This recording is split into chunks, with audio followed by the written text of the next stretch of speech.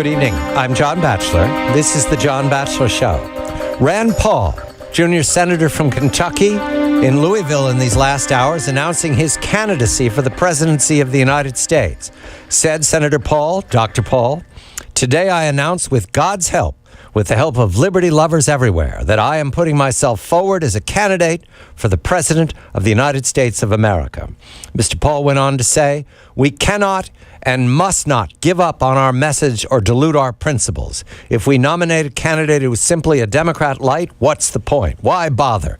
We need to boldly proclaim our vision for America." Senator Paul also added who it is that he sees in opposition to his candidacy and to his vision of America. Quote, "The media tells us if our Republican Party has any hope of defeating Hillary Clinton, you and I should choose a nominee with a track record full of sellouts, compromises, and big government betrayals. So even though I'm at or near the top of every state poll for the nomination, they continue to try and dismiss my message of liberty and limited government." End quote. Bill Whalen of the Hoover Institution joins now. We're hoping that Larry Kudlow joins us momentarily to comment on Rand Paul. However, Bill, who keeps Day at the Races, his Hoover Institution blog, already observing how Rand Paul is threading the needle or building an unusual path for the presidency to get out of Iowa, to get into New Hampshire, and then in the general primary campaigns. Bill, a very good evening to you. Stand with Rand, or Rand with Stand, something that rhymes like that. Senator Rand is claiming that he is a different kind of candidate. Is it true, Bill? Good evening to you.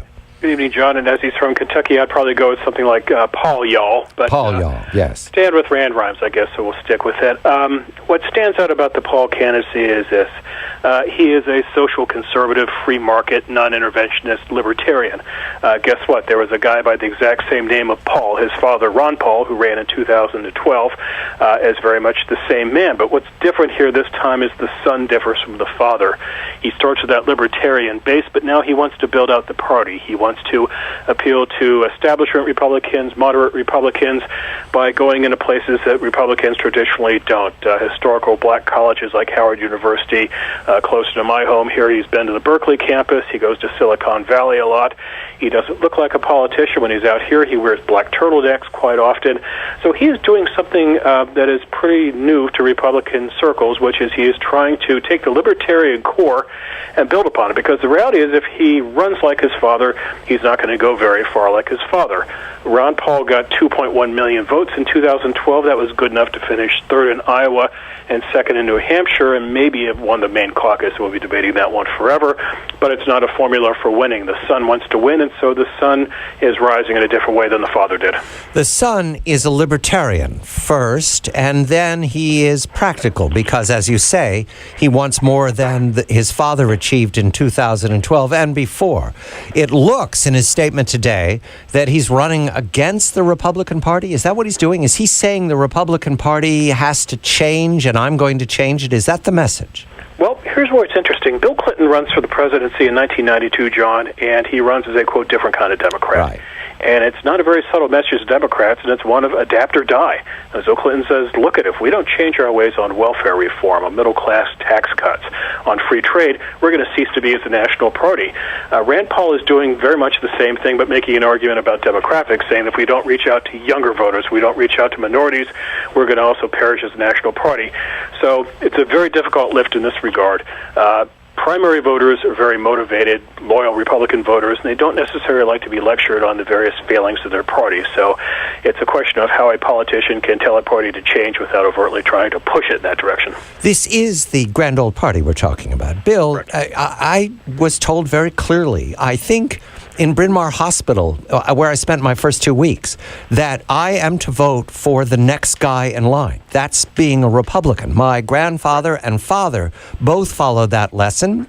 Sometimes they won, most times they lost. But in any event, the party's comfortable with that. Rand Paul is asking us to act like what? People who chase a band? Is that what he wants? He wants the parade going by and we're going to join it? Well, he's part of recognizing one thing. This is not your father's Republican primary fight where there's not a nominee in waiting. You look at the national poll. Right. There was one out by Monmouth College yesterday. 4 or 5 people are bunched together by a difference of 4 to 5 to 6 points at the most. And it's Jeb Bush, and it's Scott Walker, and it's Marco Rubio, and it's, don't forget about Ben Carson. He's in this, and so is Rand Paul, usually about the 5th, 6th, or 7th position. So it is a riderless horse in this regard, in this election. It doesn't have a nominee in waiting. It doesn't have a dominant figure, so not a bad time for Paul to slip in and try to drag the conversation to his side. But here's the problem, John. When you start to build a coalition like this inside primaries, we tend to think about just picking up voters and bigging up support. But it's in some ways, it's like going onto Twitter and posting a very controversial tweet. If I go onto Twitter and I post, I think the Republicans are a bunch of dingbats, they need to change their ways, I'm going to perhaps get some new followers because of my controversial statement. I'm going to lose a few at the same time. So we watch Paul move forward. Watch for this. Can he keep one foot in libertarian circles while he tries to reach out and plant himself in another corner of the party? And on several issues, on foreign policy, on government, on his own past contradictions, he has inconsistent records, and you're already seeing people point out the inconsistencies. I'm told we're joined by Larry Kudlow, my colleague and co-host, who's rushed from the embrace of a successful airline flight to be with us. Larry, a very good evening to you. We were just debating if it's possible for the Republican Party to change. I have my doubts. Good evening to you, Larry. Good evening, John. It's great to be here. Good evening, Bill. So I'm not sure what we mean by Republican Party to change. What I know is that the Rand Paul announcement was very interesting to me, and I think Bill wrote about this, or somebody did, that he has completely flip-flopped on defense and foreign policy, from a dove to a hawk. Yes, complete flip-flop. Yes. And he's going to get clobbered for that, okay? He's going to get clobbered for that by his competitors in the primaries. I'm good with him on domestic stuff. He's for a flat tax. I think that's great. You know, he's a tight budget man. He also reaches out to minority groups, a la Jack Kemp, for example, and I think all that is to the good. But, gosh, he's fighting Ted Cruz every step of the way, and now he's flip-flopping on defense. I think Rand Paul's got himself in a pickle. Bill, is there such a thing as a practical libertarian to make adjustments given the polling? No, that's the challenge here, and Larry's alluding to this correctly, that when you start drifting away from what you and your father have been preaching for years now, people are going to start calling you inconsistent, and worse, they're going to start calling you flip-floppers, which means sales of flip-flops at randpaul.com are going to go through the roof.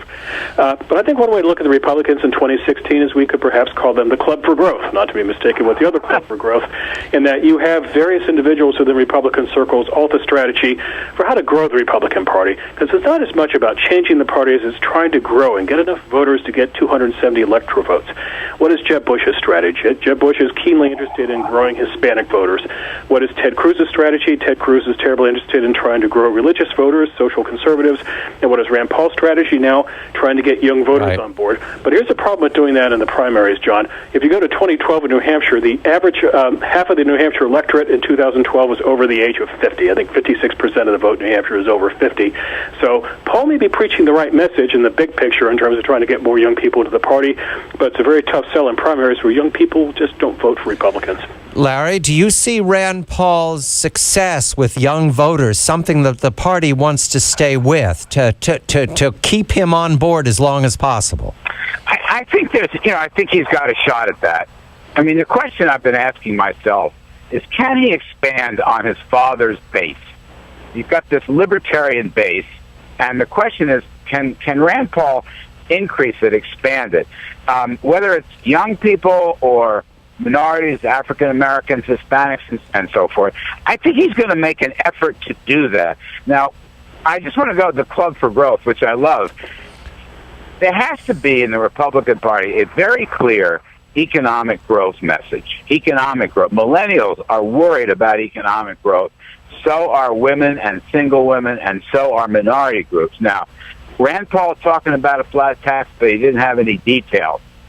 Marco Rubio, and he has a tax plan. It's good on businesses. It's not good at all on the individual side. No one has really come up yet with a growth plan that will, in Ronald Reagan's phrase, increase take-home pay. middle income take-home pay after tax. That's a key point, and I'm waiting to see which of these candidates gets that box first. Larry Kudlow of CNBC and Kudlow Radio on the weekend. Bill Whalen of the Hoover Institution discussing Rand Paul now announcing to be candidacy for the presidency of the United States. When we come back, comparing Rand Paul to Ted Cruz, and then comparing Rand Paul to Jeb Bush and his pathway. And we'll ask domestic and foreign policy, and I hope we'll have a moment about Harry Reid, who is stepping down as leader of the Democrats in the Senate. I'm John Batchelor.